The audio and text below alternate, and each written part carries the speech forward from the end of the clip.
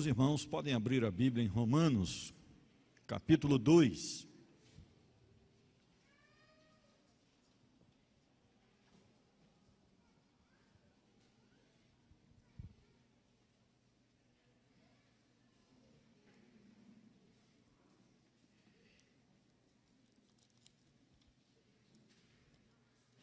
Gostaria de pedir aos irmãos, não me deixem esquecer. Martinelli, me ajuda aí, que eu tenho que dar um aviso depois ao final. Um aviso bom. Romanos 2.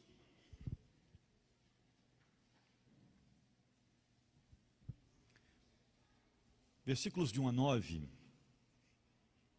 E ainda falando do perigo da falsa religiosidade, nós sabemos que ela é muito comum em nossa atualidade, muitos falsos religiosos e com boa intenção. Estou falando de apóstata, não estou falando de falsos mestres, eu estou falando de uma religiosidade que não pode ser facilmente detectada. Às vezes nós a vivemos sem perceber e com boas intenções. Então essa é a grande questão. Romanos 2, versículos de 1 a 9, a Bíblia diz: portanto, és inexcusável, ó homem, qualquer que sejas, quando julgas, porque te condenas a ti mesmo naquilo em que julgas a outro, pois tu que julgas, praticas o mesmo. E bem sabemos que o juízo de Deus é segundo a verdade, contra os que tais coisas praticam. E tu, ó homem, que julgas, os que praticam tais coisas, cuidas que fazendo-as tu, escaparás ao juízo de Deus? Ou desprezas tu as riquezas da sua benignidade, paciência e longanimidade, ignorando que a benignidade de Deus te conduz ao arrependimento? Mas, segundo a tua dureza e teu coração impenitente, entesouras ira para ti no dia da ira e da revelação do justo juízo de Deus, que retribuirá a cada um segundo as suas obras, a saber, a vida eterna aos que, com perseverança em favor o bem, procuram glória e honra e incorrupção, mas ira e indignação aos que são contenciosos e desobedientes à iniquidade, tribulação e angústia sobre a alma de todo homem que pratica o mal, primeiramente do judeu e também do grego. Vamos orar? Senhor, estamos diante da Tua palavra mais uma vez e contamos com a ação transformadora do Teu Espírito sobre nós nesta manhã. Te agradecemos porque o privilégio de ser transformado pelo Senhor dia após dia pertence ao cristão, ao servo do Senhor verdadeiro. Portanto, induza-nos, ó Deus, diante do Teu Espírito, com a ação do Teu Espírito, a uma vida de devoção verdadeira e que possamos, para isso, inclusive, ser edificados agora, neste momento. Nós oramos em nome de Jesus Cristo, Teu Filho. Amém. Queridos, nós estamos falando de falsa religiosidade, estamos nos atendo hoje, vamos nos ater, na verdade, nessa questão do versículo 4 aí do versículo 5, porque verdadeira religiosidade tem o que ver com arrependimento. Não existe transformação em Deus, não existe vida cristã sadia, não existe cristianismo de verdade sem arrependimento. E só para você perceber como isso pode ser uma realidade, qual foi a última vez que você chorou diante de Deus, não por conta dos seus problemas do dia a dia, dos seus traumas, por conta dos momentos em que você ficou frustrado, mas sim por causa dos seus pecados, por causa de algo que você fez ou daquilo que você é? Qual foi a última vez que você fez isso? Você já parou para pensar nessa questão? Você já percebeu que nós estamos vivendo um tempo e somos uma geração de olhos secos com relação aos nossos pecados e que às vezes até brincamos, fazendo piada com aquilo que somos ou fazemos, os erros que nós cometemos? Você já parou para pensar que a nossa geração não leva o pecado muito a sério, às vezes? A palavra para arrependimento aqui é a palavra metanoia, que envolve uma mudança de pensamento e que resulta, por conta da mudança de pensamentos, em atos completamente diferentes. E aí mais uma perguntinha nesse ainda ambiente introdutório que eu quero fazer a você. O quanto você já mudou nesses últimos meses? Essas transformações, essas revoluções interiores, elas estão acontecendo no seu ser diariamente, elas estão provocando mudanças radicais na sua vida. Realmente isso tem acontecido, o processo da santificação está ficando evidente, as pessoas que convivem com você estão vendo melhorias constantes na sua vida cristã. Você tem mudado para melhor, você tem percebido a santificação tomando conta do seu interior, realmente você tem abandonado pecados. Permitam-me tornar a salientar que esta é sempre a primeira tecla tocada pela pregação do Evangelho, é a tecla do arrependimento. Primeiramente, e acima de tudo, o Evangelho nos chama a um arrependimento inicial, histórico. Por que é histórico? Porque ele acontece num ambiente e leva em consideração todo o seu passado, ele acontece num instante, num momento, e leva em consideração todo o seu passado. É aquele momento em que você olha para si e fala assim: peraí, para tudo, estou fazendo tudo errado, estou contra Deus, estou pecando, estou levando uma vida que não agrada a Deus e eu preciso mudar isso. E você então reconhece que o único que pode transformar a sua vida é Deus, você só tem solução em Deus, e você então se entrega de todo o coração. E nesse momento em que você se entrega de todo o coração, você sabe que você não terá ali naquele momento certeza de nada. Você não vai ter como mais realizar a sua própria vontade. Você se entrega à vontade de Deus, se submete à vontade de Deus. Você sabe que a sua vida vai ter que mudar. Você sabe que muitas coisas, inclusive que trazem prazer para você, vão acabar. Mas você não leva em consideração todos esses prazeres, todas essas questões que lhes são tão atrativas, que na verdade eram, algumas ainda continuam sendo, mas você abre mão delas para fazer a vontade de Deus. A Bíblia vai chamar isso de conversão. Onde você olha para trás e diz assim: eu não quero continuar seguindo esse trilho, eu vou mudar minha vida. Eu quero diferença para mim, eu quero outra maneira de viver. E você olha para Deus e diz: Senhor, o que eu faço a partir de agora? Quais são os mandamentos? O que é que eu tenho que obedecer? Porque eu vou fazer, com a ajuda do Senhor, eu vou fazer. Independente das consequências, eu vou fazer. Porque uma marca verdadeira da conversão é essa. É aquela questão onde você não se importa mais com as consequências dos seus atos, se eles estiverem em Deus. Você não leva em consideração os amigos que você vai perder, se a sua família vai abandonar. Você não leva em consideração a quantidade de prazeres que você vai ter que abandonar, deixar para trás, para dar um bom testemunho. O que é que você vai ter que deixar? Mesmo que você saiba que não tenha problema nenhum, mas se dá mau testemunho, eu vou fugir disso.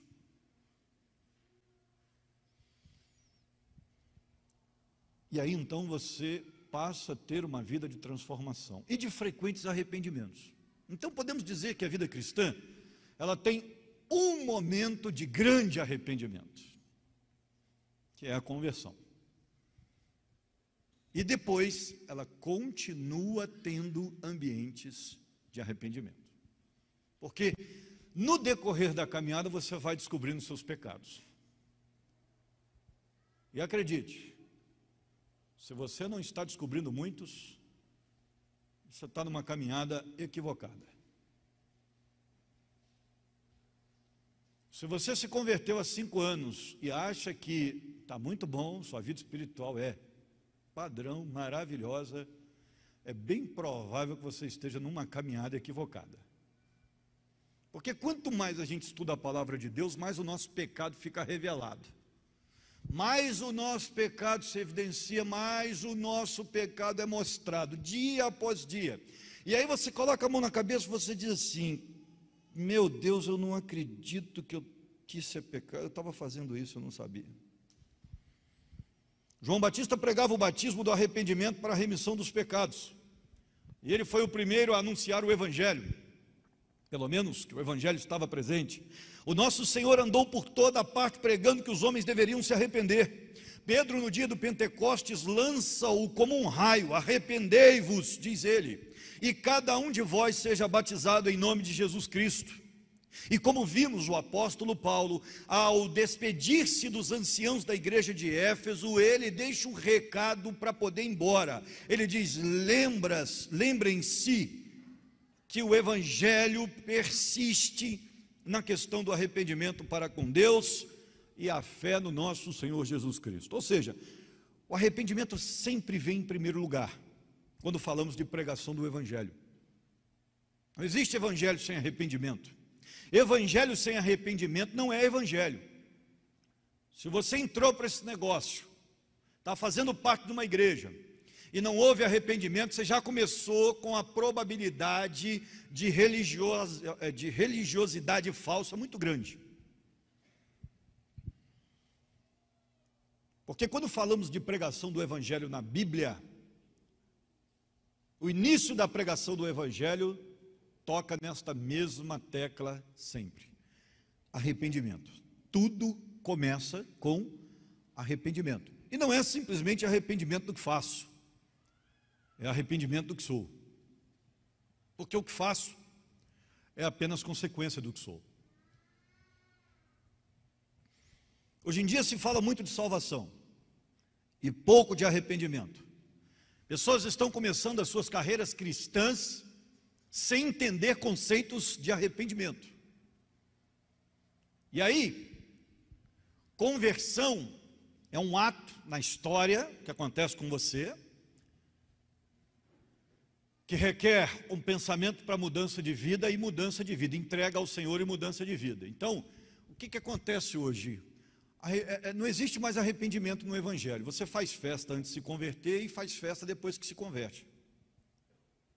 Não tem choro mais.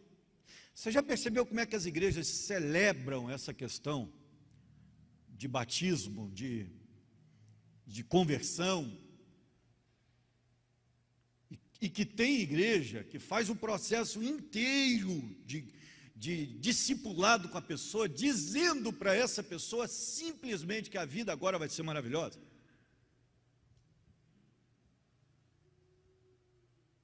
Algumas igrejas estão pulando o conceito de arrependimento. E as pessoas não aprendem a se arrepender, elas não aprendem sequer a fazer análise de si mesmas.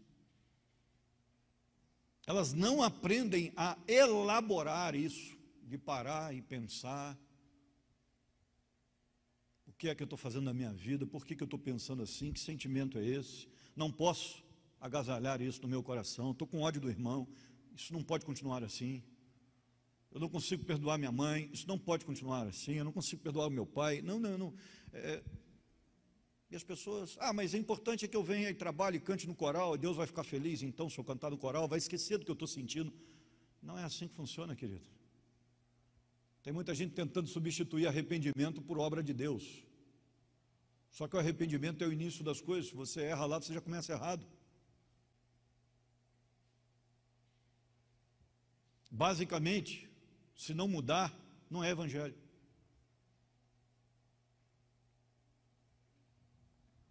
Pessoas estão começando as suas carreiras cristãs sem perceberem que o arrependimento vem em primeiro lugar. E por isso, preste atenção, nós temos muita gente dentro da igreja que nunca, de fato, se arrependeu, nunca verdadeiramente se converteu. E nós, da liderança, nós ficamos numa situação difícil. Porque salvação é um negócio muito individual. A única coisa que a gente pode fazer é analisar o fruto. Mas você sabe que nós temos condições de esconder muita coisa podre das pessoas. Nós temos tantos religiosos hoje em nosso meio que você olha o cara na igreja e você pensa assim: rapaz, esse cara é uma benção. E às vezes o filho está perto e fala assim: ah, pastor não conhece meu pai. Se conhecesse, ele não falava isso aí. Não é verdade? Porque o cara coloca uma capa de crente, vem para a igreja e todo mundo acha que é. Por quê? Porque provavelmente ele pulou o processo, ele pulou etapas do processo, ele entrou para a festa, porque a Bíblia diz que o céu faz festa quando o pecador se arrepende. Ele entrou para a festa sem passar pelo período do arrependimento daquilo que ele é.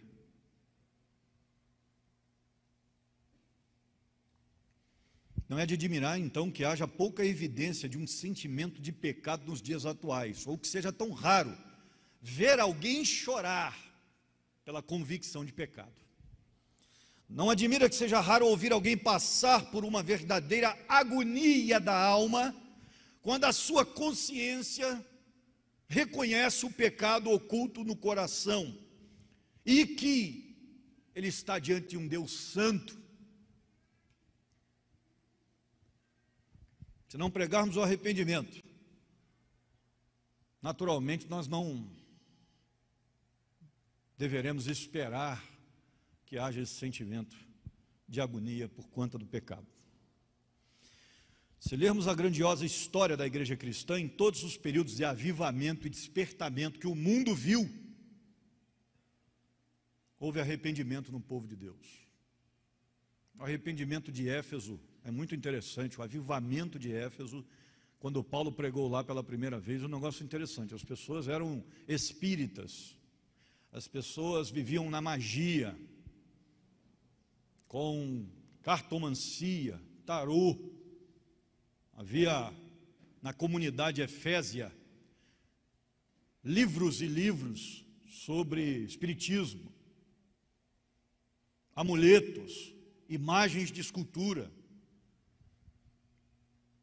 E Paulo prega em Éfeso, é claro que o capítulo 19 é apenas um resumo da pregação de Paulo, mas ele toca em algumas teclas que são perceptíveis até no resumo do capítulo 19, sobre a questão de arrependimento e deixar pecados. E os efésios entenderam a pregação, eles entenderam a mensagem. E eles começaram a voltar em casa, porque a palavra metanoia no grego é uma palavra muito interessante. Para nós, arrependimento é um negócio muito abstrato no português.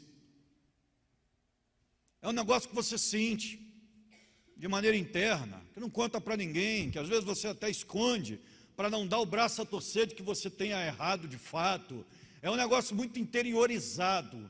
A palavra metanoia no grego indica uma mudança de vida, uma mudança de direção. Alguém que se arrependeu e agora tem uma atitude diferente que é visível. E os efésios perceberam isso. O que eles fizeram? Eles começaram a voltar em casa, pegaram os livros, armaram uma fogueira e começaram a queimar todo o material espírita deles. Eles começaram a queimar as imagens de escultura. Eles começaram a queimar tudo aquilo que desagradava a Deus, porque eles entenderam o que é arrependimento.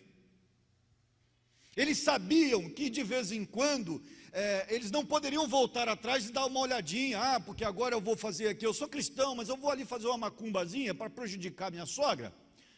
É sempre a sogra que eu lembro, é um negócio impressionante. E a minha é uma benção. Eu vou ali prejudicar a minha sogra, porque minha sogra está me atazanando a vida, mas vou fazer só dessa vez. As concessões, eles sabiam que se eles mudassem de coração, mudassem de vida, que se houvesse arrependimento, eles não poderiam voltar atrás. Porque a mudança tinha que ser verdadeira, o abandono teria que ser para sempre. E Paulo em Romanos, pregando aos judeus, ele está dizendo isso. Será que vocês não perceberam que para mudar, se vocês de fato querem mudar, porque estão achando que são judeus e está tudo certo? Não, evangelho requer arrependimento. Tudo começa com arrependimento. É como se Paulo estivesse dizendo para os judeus: vocês se arrependeram? Vocês verdadeiramente se arrependeram? Da vida que vocês tinham? Daquilo que vocês eram? Porque quando a gente se arrepende, a gente não quer voltar, não. Quando eu percebi a vida que eu levava, quando eu olho para a vida hoje, eu falo: como é que a gente leva uma vida dessa, gente? Como é que uma pessoa se submete a uma vida miserável, de drogas. Fiquei 3 anos lá, vendo crime, vendo coisas que eu tenho pesadelo até hoje. Alguém de vez em quando me pergunta, né? Vou dar as palestras aí pelas Cristolândias aí da convenção, da nossa junta, né? E eu abro espaço para as perguntas, para os garotos perguntarem o que eles quiserem.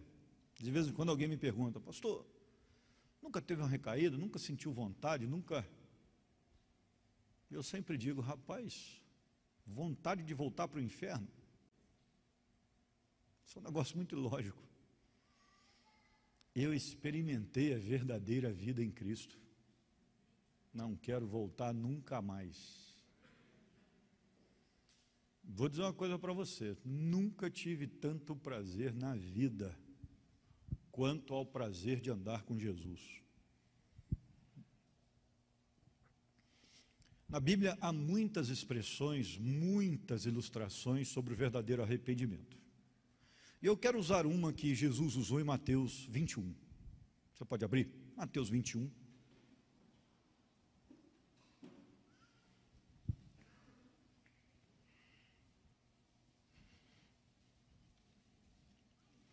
Evangelho de Mateus, capítulo 21.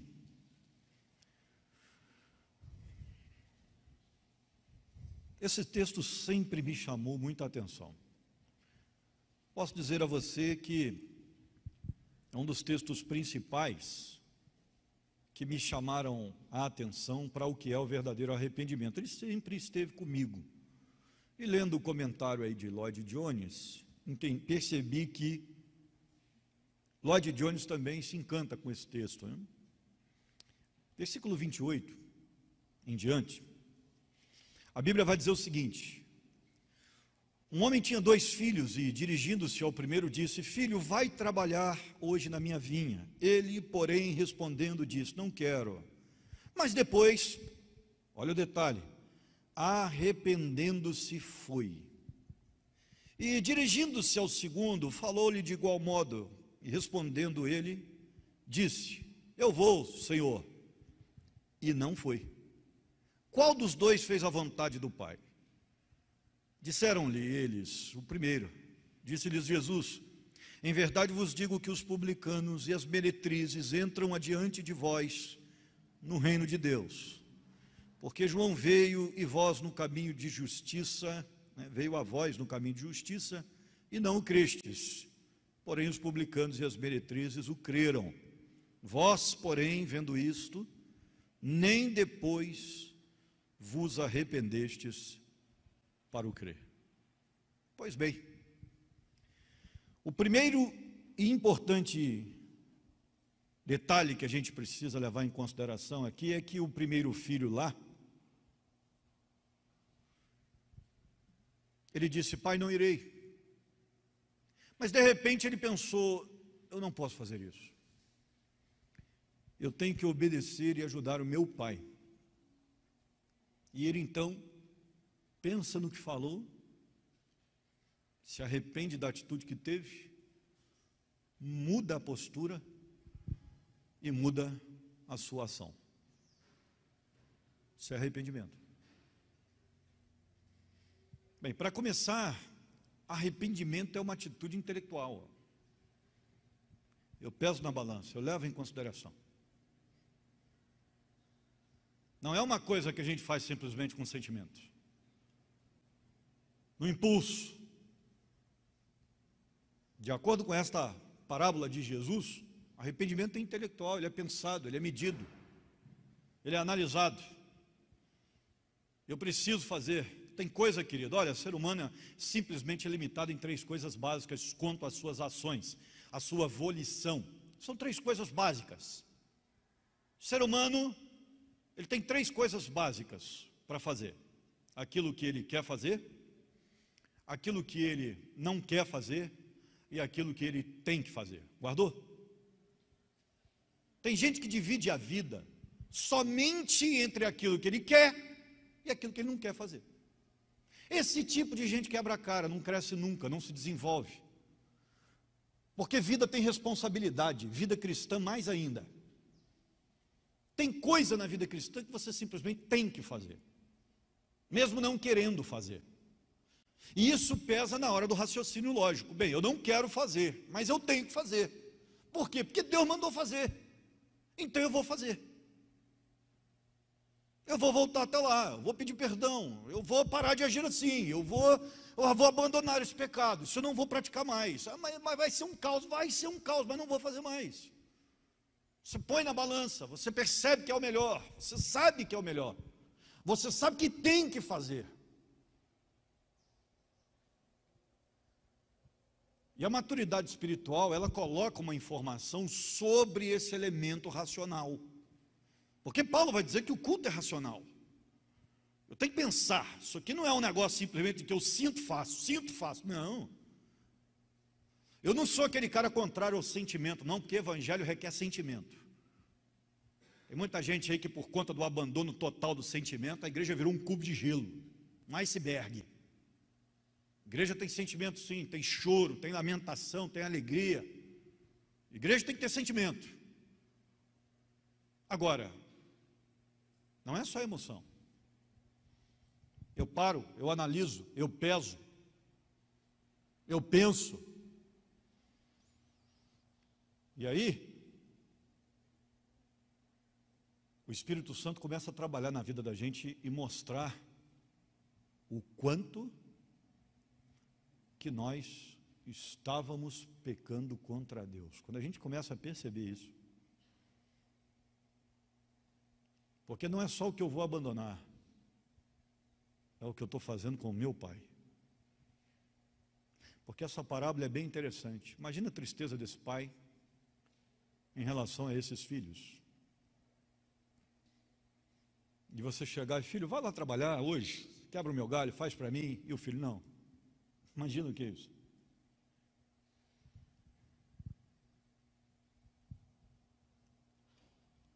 A coisa acontece primeiro no nosso coração.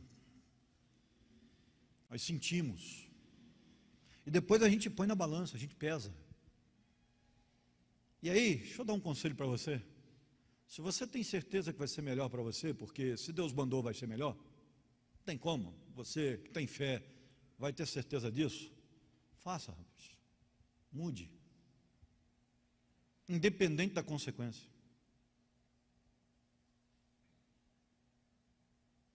Engraçado que um dia na Cristolândia alguém me perguntou isso. Qual é o motivo, qual é o segredo para dar certo? Porque parece que o senhor deu certo. A última Cristolândia que eu fui agora, me perguntaram isso. Qual é o segredo para dar certo? Porque parece que o senhor deu certo. Pelo que o senhor fala aí, né? O senhor deu certo. O senhor pastoreia, nunca teve um problema, sempre foi da mesma denominação, é líder denominacional. Deu certo, né? Casado há tanto tempo. Isso, para alguém que saiu da bagunça, é difícil. O rapaz falando. Qual é o segredo? Eu falei, rapaz, eu fui um rebelde. Fui um rebelde, eu quebrava todas as regras que eu pudesse. Quando eu me converti, eu entendi. A primeira coisa que eu entendi é que eu não ia poder mais quebrar as regras. Eu virei a chave. Eu era um rebelde.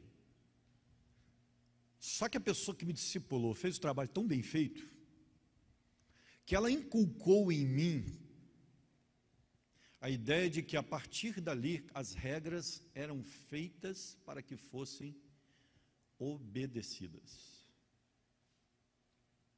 Eu me lembro, né, que uma vez eu cheguei à igreja domingo de manhã com a camisa do Vasco. Fui para o culto. A irmã Carla, que me discipulou, sempre me recebia à porta, né? Ficava me esperando. Quando ela me via chegando na igreja, ela ia lá me dar um abraço. Aí eu cheguei com a camisa do Vasco. Ela me viu, eu novo convertido, não sabia de nada.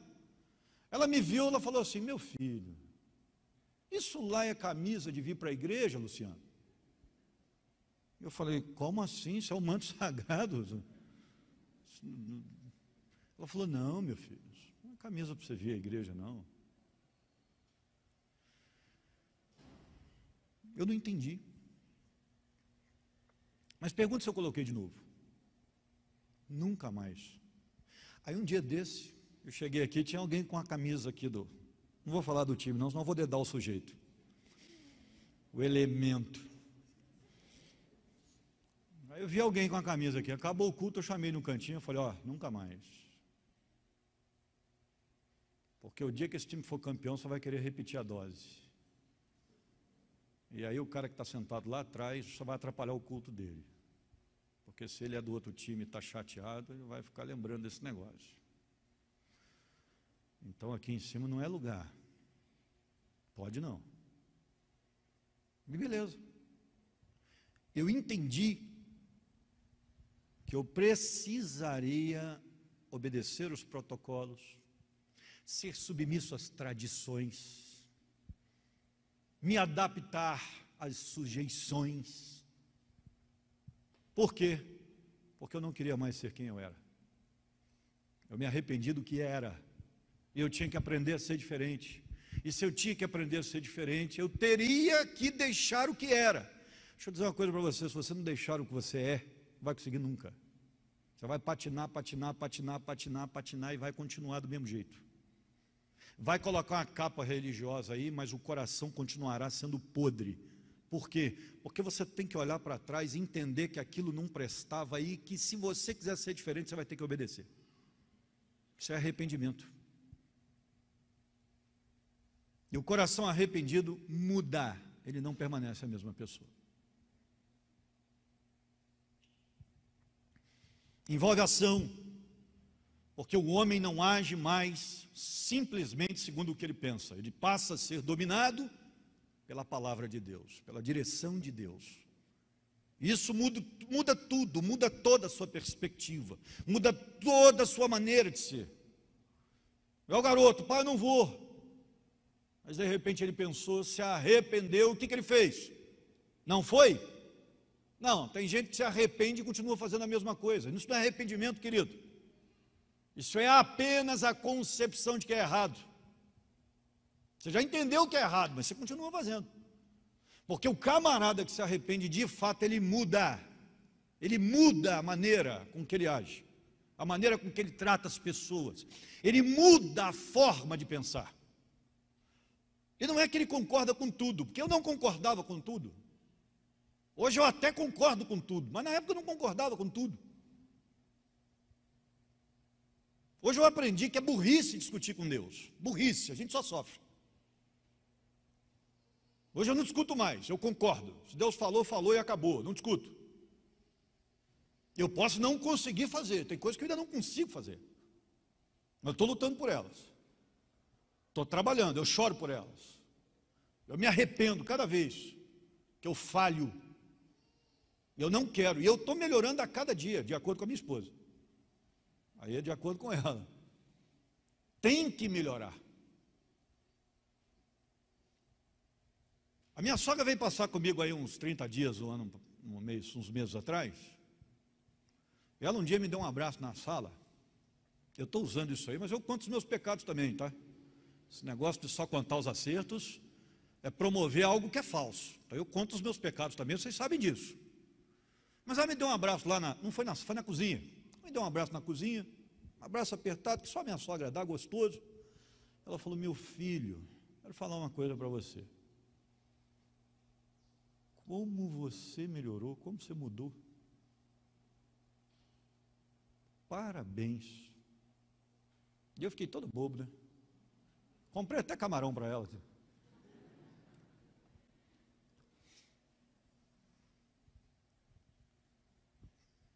Porque tem que ser. Vida cristã transforma. A gente não fala que Jesus transforma. A gente não tem até camisa da Junta de Missões Nacionais que fala que Jesus transforma. Então, se Jesus transforma, se o Evangelho é de Jesus e por isso ele transforma, se você não é transformado, você está vivendo o quê? Evangelho é que não é.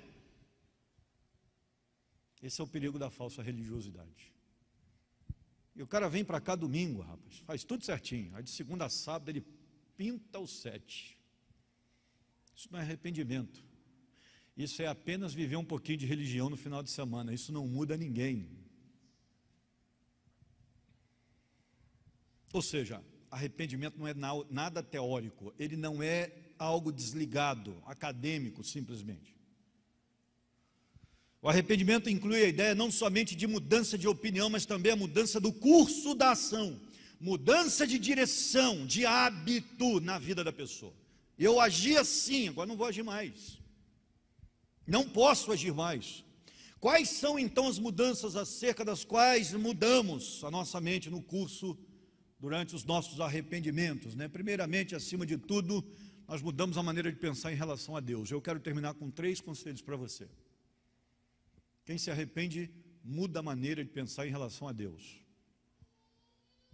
Eu via Deus como alguém muito distante, como um estraga-prazeres, como alguém que, se fosse de fato, como os crentes diziam, muito chato. E depois que eu me arrependi, eu tive que perceber que Deus não era essa pessoa.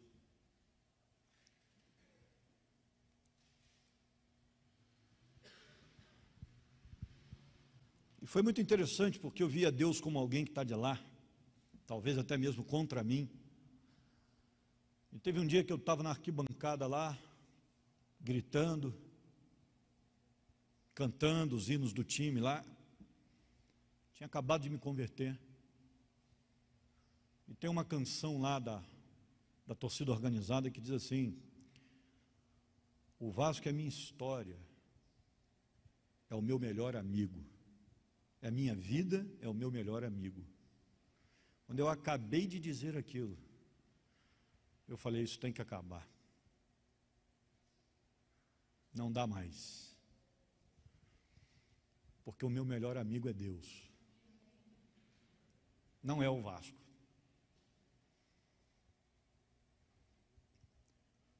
E naquele dia, no meio da arquibancada, o jogo correndo solto, eu esqueci o jogo. Eu comecei a pensar, a orar, a pedir perdão a Deus. Senhor, perdão porque eu acabei de cantar isso. Não está errado. Ou seja, naquele dia, eu percebi que eu não via Deus mais como meu inimigo, como alguém que queria estragar os meus prazeres. Eu passei a ver Deus como o meu grande pai, o meu grande amigo, que queria meu bem e que valeria a pena andar segundo os seus conselhos. A nossa percepção em relação a Deus muda quando nós nos entregamos. Isso, Matias, fecha, filho, fecha. Gabriel hoje estava aqui tocando o teclado, virou para trás e falou assim, pastor, é mesmo, hein? Passa um vento aqui por trás da nuca, rapaz, que congela a espinha. Mais ou menos isso que ele falou. E é fato. Obviamente, porém, significa também que passamos a pensar diferentemente acerca de nós mesmos.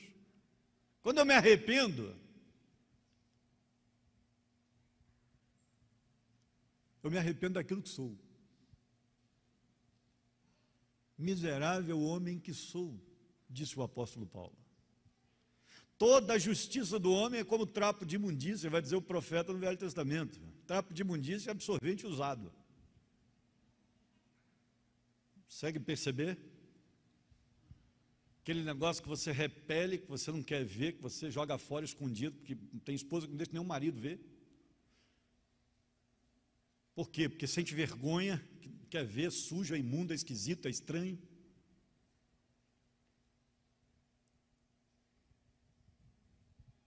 É você, sou eu. É a nossa justiça. É o que fazemos de certo. É isso aí, ó. Absorvente usado, jogado na terra, como eles faziam naquela época. É a sua justiça. É por isso que eu me arrependo do que sou diante de Deus. Eu não me arrependo simplesmente do que faço, porque se eu me arrepender apenas do que faço, eu vou estar em falta com Deus. Por quê? Porque eu não consigo enxergar tudo que faço de errado. Eu não consigo nem me arrepender de tudo que faço de errado. Tem coisa que é a palavra que tem que me dizer, que eu tenho que mudar, porque senão eu não mudo, porque eu acho que está certo.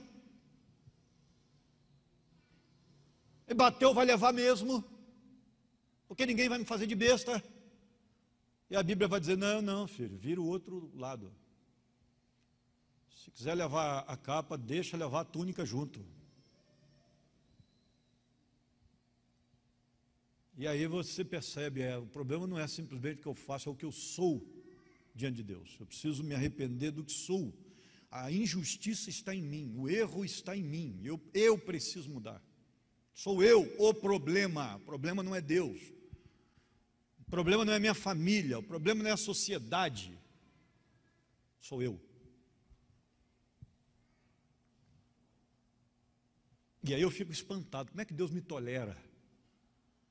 Falei para vocês aqui, 25 anos que eu sou convertido. E tem 25 anos que eu ainda erro com as mesmas coisas. Já venci muitas na caminhada, mas ainda erro com as mesmas coisas. E eu fico pensando, como é que Deus suporta isso? 25 anos eu fazendo a mesma coisa. Eu sou muito ruim, muito empenado. E eu olho para Deus, eu fico estupefato do seu amor. E como ele ainda não jogou para fora. Isso é uma coisa extraordinária. Mas a Bíblia diz: aquele que vier a mim, disse Jesus, de maneira nenhuma eu o lançarei fora. Graças a Deus. Porque senão essa igreja estaria vazia e com as portas fechadas. Ou não? Ou só eu que estaria lá fora? Quando eu vejo a santidade de Deus, eu percebo o quanto eu sou incapaz. E em terceiro e último lugar, naturalmente, isso muda o seu conceito, arrependimento muda o seu conceito de vida, muda a sua maneira de ver as coisas. A sua visão geral da vida passa a ser diferente, o que a teologia vai chamar de cosmologia cristã. A sua visão de vida passa a ser diferente. Porque antigamente, antes de perceber algumas coisas, a culpa era da Bia, né? Casei novo, ainda sem formação, sem amadurecimento cristão. É essa mulher que tu me deste, me irrita demais. É por isso que eu sou estourado, por isso que eu perco a cabeça.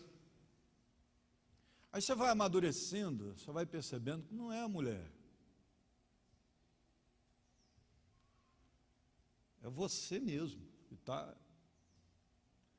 Eu estava lendo uma frase uma vez, estava lendo um livro de Philip Yancey, e ele disse um negócio interessante. Ele disse assim: não existem pessoas que irritam, existem pessoas que se deixam ser irritadas.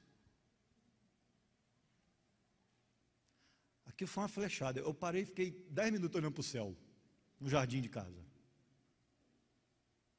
Aí você vai angariando essa questão de maturidade cristã, que vai chegando com o tempo, é natural. E aí a Bia vai lá e não sei o que, pedir, você não fez, porque assim, não muda, só muda o endereço. Não é? É aquela lista na geladeira, 180 itens para ontem, né? Aí você vai enrolando com aquilo, né? Você cuida das emergências, você vai lá, troca a resistência do chuveiro, né? Que não dá para não trocar também, o carioca não aguenta a pressão. Isso aí dá divórcio. Cariocas não trocar a resistência, em Taubaté dá divórcio. E aí, você vai lá, troca, você arruma um negócio aqui, você vai ao mercado, compra alguma coisa, tal, cuida do básico. E vai deixando a lista lá, né? Porque não dá tempo de cuidar de tudo que a mulher deseja. Isso é uma realidade. E aí, a reclamação começava. Eu nem posso dizer que a Bia faça isso hoje, porque a Bia também está no processo. Então, claro, melhorou muito. E a gente brigava por causa disso. Porque você... Aquele negócio de esposa de pastor, né? Porque a igreja você faz, aqui em casa você não faz. Rapaz, aquilo me irritava tanto. Porque eu tinha certeza que nem a igreja eu conseguia fazer direito. Né? Meu Deus, tem um monte de defeito lá também, será que eu não enxergo, eu não consigo fazer nem lá. Né? E sei o quê, papapá, e a gente estourava, brigava aí, como é aqui, né? A culpa era sempre da Bia. Só que com o passar dos tempos, eu comecei a perceber que a culpa era minha. E eu ainda tenho um agravante. Eu sou o sacerdote do lar. Se a coisa está bagunçada, sou eu que não consegui colocar em ordem. Porque se a igreja que virar uma bagunça, o primeiro culpado é quem? Não sou eu, sou o pastor da igreja. Na sua casa é a mesma coisa, querido, é seu rebanho.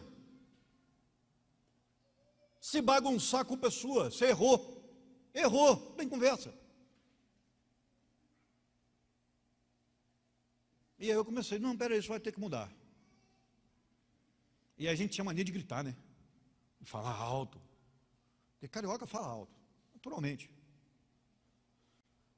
E aí começou aquele negócio, se for para gritar, nós não vamos conversar. E eu me lembro, a Bia novinha, rapaz, olha, era brava, irmãos. Imagina uma mulher brava. E ela falava assim, seu covarde! Corre da conversa! Rapaz, aquele bichinho daquele tamaninho. 1,5 metro de puro poder. Que antigamente eu falava, que não sei o quê. Não, vai gritar? Acabou a conversa. Olha, eu pegava o carro, que eu também não sabia fazer direito. Eu só tinha percebido que tinha que parar o grito, mas eu também não tinha nem informação para fazer direito. Porque se fosse hoje, eu ficava quieto, dava um abraço, beijinho no pescoço, ia dizer, eu fico mais apaixonado ainda quando você está brava, você fica linda. Isso quebra o esquema, né? Mas eu não sabia fazer. Então, para não dar um berro, eu pegava o carro e saía. Ficava horas na rua. Ia para algum lugar, chorava. Senhor, me dê sabedoria. Eu voltava para casa. E aí, está mais calma? Que você... Voltava lá no mesmo lugar. E aí ela foi vendo que não ia ter mais aquele tipo de conversa. E aí hoje a gente conversa de boa. Ela entendeu também. Porque quando a gente se arrepende, as coisas mudam, irmãos. Elas não continuam as mesmas. Por quê? Porque a gente passa a fazer diferente. A gente muda a conduta. Então muda em relação a Deus, muda em relação ao olhar que temos de nós e muda em relação ao que fazemos. E é por isso que nós precisamos de arrependimento. Lloyd Jones termina o capítulo sobre o arrependimento, ele diz assim, gente, quando a gente fala Lloyd Jones, você tinha que parar tudo o que você está fazendo, prestar muita atenção, porque esse homem foi um catedrático, um cara extremamente profundo na escritura e um homem extremamente dedicado à vida cristã, um exemplo.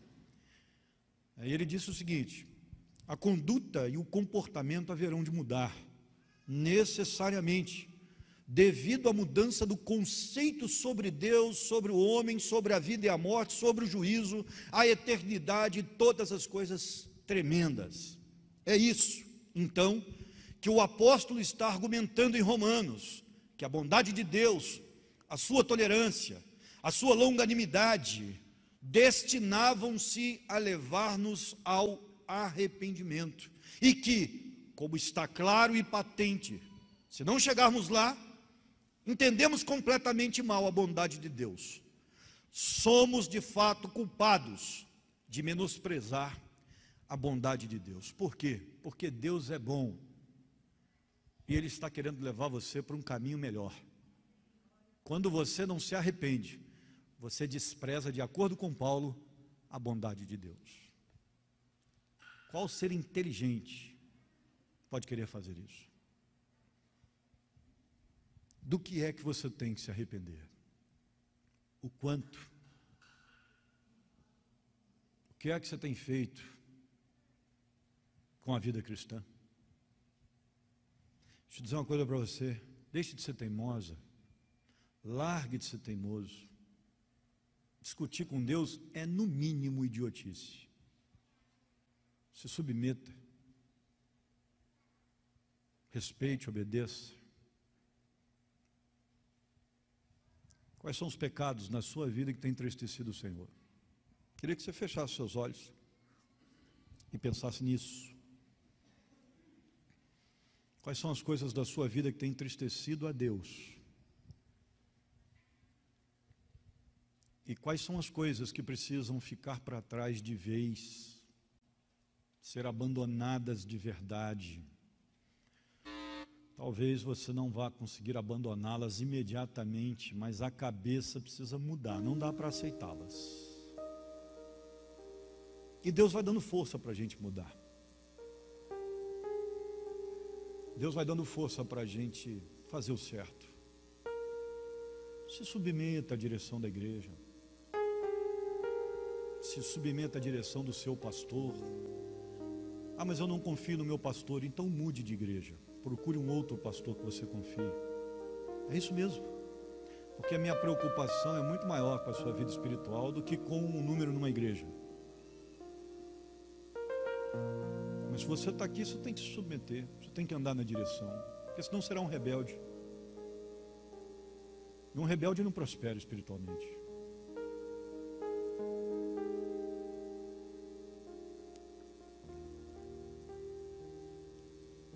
Se você entende que precisa se arrepender, converse com Deus e decida mudar, porque o arrependimento uma atitude racional. Você reconhece que é o melhor, mesmo não querendo, e faz. Senhor Deus, estejas cuidando do nosso coração, estejas tocando na nossa alma, nos mostrando quem somos, o que fazemos, o que não tem te agradado na nossa alma. E por favor, tenhas misericórdia, estejas aplicando sobre nós todas as questões necessárias para que possamos ser transformados dia após dia, de fé em fé, pela Tua palavra. Não permitas que o Teu Espírito seja apagado em nós.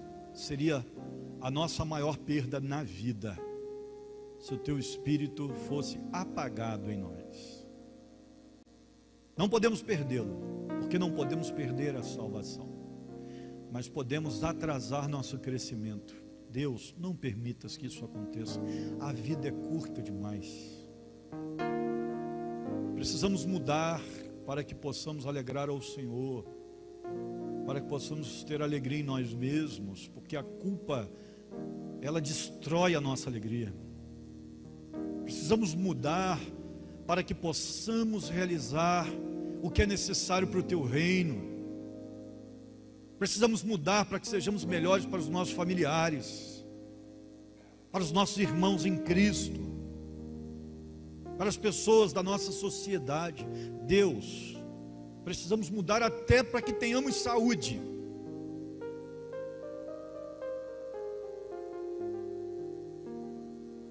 Emocional, física,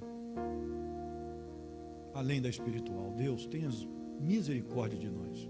Nos dê uma concepção madura, profunda, límpida, de pecado, para que aquilo que te desagrada em nós seja levado a sério,